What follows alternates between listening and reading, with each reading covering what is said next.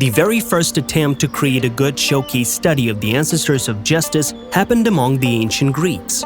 That being, even before the 8th century BC, the southern islands, peninsulas and mainland of the Balkan Peninsula had special places for debtors, prisoners, and other violators. To take life of a man for debts, for petty mischief, and for fighting against you in a fair war, even on the border of Bronze and Iron Age, was somehow not tolerable. But the Proto-Greek polis states could not let such people get away with everything they've done. People even then realized that death is not a sole resolution, but there are others, more humane ones. It was necessary to erase one personality in an individual and attach another in its proper place. They did it in various ways. They frightened, starved, or left that person to face cold and dirt. However, there was no punishment for the birth of such bastards. We must admit, a new personality was created on the exhausted and eradicated previous one. But the one who hated the mini-state that had done this to him was preparing to betray that authority as soon as chance could allow him in the next war campaign. Today, on Flip Side of History, we created for you an episode which will be dedicated to methods and stages of forcibly changing people who committed crimes or did something against the state. We will look at how it happened in waves throughout our history. So let's continue our episode. The second attempt, 16th century United Kingdom. It was in the UK that prisoners were first loaded to the fullest. In addition to being placed to serve their sentences, they now had to perform the function of correctional officers. It was in 1553, after the English experience in this matter, that the jailers of the Western countries began to act alongside with representatives of the Christian churches, both Catholic and Protestant. Priests and monks, nuns in the case of women's re-educational centers, were the only ones with whom the off-track souls indeed were. After all, the first colonies were located far from cities and even outside of villages. One couldn't say a word to the staff of the correctional place. The kidnapping is complete because, based on the common logic of the time, the person is forced to forget the events that eventually led him to become an offender. Thus, to get into a kind of purifying emptiness in which all of that was about to disappear due to him being in holy synthesis with God, so a sip of water, crumbs of bread, unbearable work, and constant pain from physical punishment for the slightest offenses within that institution. In essence, these were the first small camps. They will become extraordinarily large in more than 350 years from then, if being more precise, on the territory of the Cape Colony. Let's move further. The third attempt. Women who did not break the laws. If prior to this chapter we spoke only about debtors, small and large lawbreakers and captives, then at the very beginning of the 1700s on the territory of the same Great Britain there was a huge need to correct criminals. Although this time not almost exclusively men, the leaders of the magistrates, as usual with great intentions, took on former prostitutes, women who had run away from civil marriages, single mothers, and even beauties who were, let's say, not allowed to pass by the opinions of men. Despite all the judgments, they received shelter, food, water, and the same exact clothing, and in return they were required to work for free in huge laundries attached to such shelters.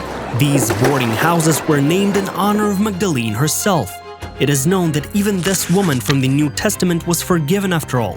Entrepreneurs, laundromat owners simply got slaves by that time. They signed a paper by which they renounced all civil rights to them and afterwards became a living property.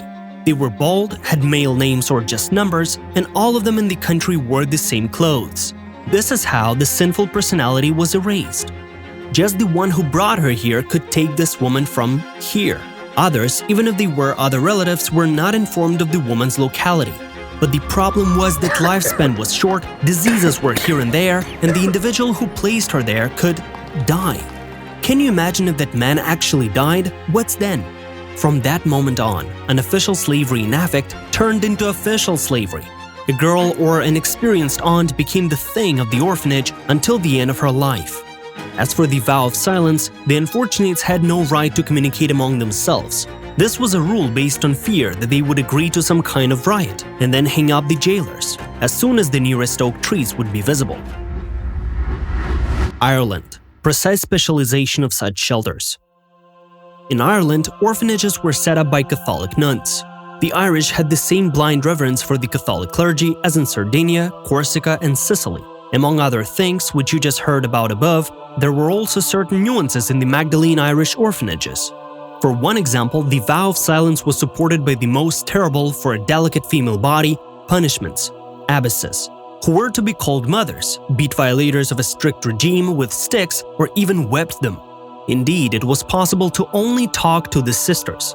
Secondly, work isn't just about laundry. Most women work in places where only men can stand. Most of the inmates, and actual inmates among them, of Irish orphanages were released after spending a few days there, but they are still persecuted after. Did it take place in the 20th century? A retreat in the center of County Galway. Although the most blood-chilling example of social assistance from the clergy of Ireland was the laundromat for women's souls on the outskirts of the ancient city of Tuam, in the heart of Galway County. The simple fact that the shelter in Tuam was opened not in some horrific Middle Ages period or even in the modern age says a lot. It was discovered in the period of modern history, namely 1925. Only the name of St. Mary was changed so that commoners would not associate it with the 18th century. That is, there was nothing of this kind left in the neighboring Britain. There, those who were in charge could have been imprisoned for this. It obviously depends on how one looks at it. There is nothing surprising, the morals that reigned on the island which, for a reason, spent all its strength in the national liberation struggle, hunger, diseases, extreme poverty in many areas and immoderate drunkenness were strikingly different from another, even the most wet in terms of climate country in Western Europe. At a time when the government could do nothing to show non-compliance to the British occupiers, only the Catholic Church earned the full respect of the Irish people. All the institutions of this denomination were valued more than the, at the time, corrupt parliament and drunken ministers. So when we discuss the possible reasons behind this phenomenon, let's get back to the main topic. A kind of women's colony for those who were never officially convicted, who were handed over here by their own relatives, existed until the year 1961. Think about it for a minute. Only in the 70s, and by accident, the terrible truth about the orphanage was revealed. The boy, playing on the playground in front of the complex of buildings, noticed a human skull in the concrete crack. The youth of the nearby settlement reacted positively to the request of the city authorities to help with the excavations. What's the result, you might ask? 796 bodies of infants aged 5 months to 3 years old. After their death, they were thrown into a cesspool, like the most ordinary nowadays garbage. Even more so, their mothers themselves died from malnutrition, hard labor, unsanitary conditions, and even from such a thing as colds, as excavations and research showed. Researchers have unsuccessfully tried to attribute the terrible burial to the famine of the 19th century. Lamentably, analysis of the remains told historians a very contrastive story. In Ireland, mourning was stated. Having studied all the resources, local historians shockingly realized that most of the prisoners are those who gave birth to a child out of wedlock, and the rest were young virgins. The guardians wanted to arrange profitable marriages for them and could not allow violation. A lot of people were becoming insane in these conditions. Only after that, Irish historians, journalists, legal scholars, and bloggers, having acknowledging the matter, began to study the history of this very curious place, contrary to tolerance within society, diversity, proclaimed liberty, and so on. A weighty amount of interesting artifacts and things surfaced to the general public. A decent profit of the shelter washing machine and the network of laundries belonged to the Irish Catholic Church. The working schedule of laundresses is 19 hours per day. An official refusal to consider any complaints about the shelter. The authorities wanted to see the condemned die as quickly as possible. First and foremost, they could start to talk. A slow reaction of Western society. At the end, in 1993, the Church of Ireland rushed to get rid of the land by selling it. By that time, the remains had been destroyed by cremation. This further put at a distance social activists against their own native church. They even made a documentary concerning this, as well as a feature film, The Magdalene Sisters. Under these efforts, the former prisoners of the orphanage ceased to be afraid of the church and began to give terrible interviews. There are 2 more European feature films on this topic, where everything is in color and shown in dramatic way.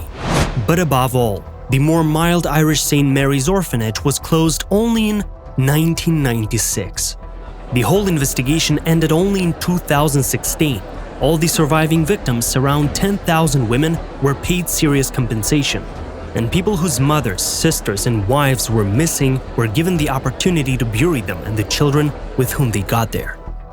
This story made Irish society realize a lot of out-of-the-ordinary things, and the person who announced the very decision of the court and the government in 2016 wept at the same time. There were also pickets.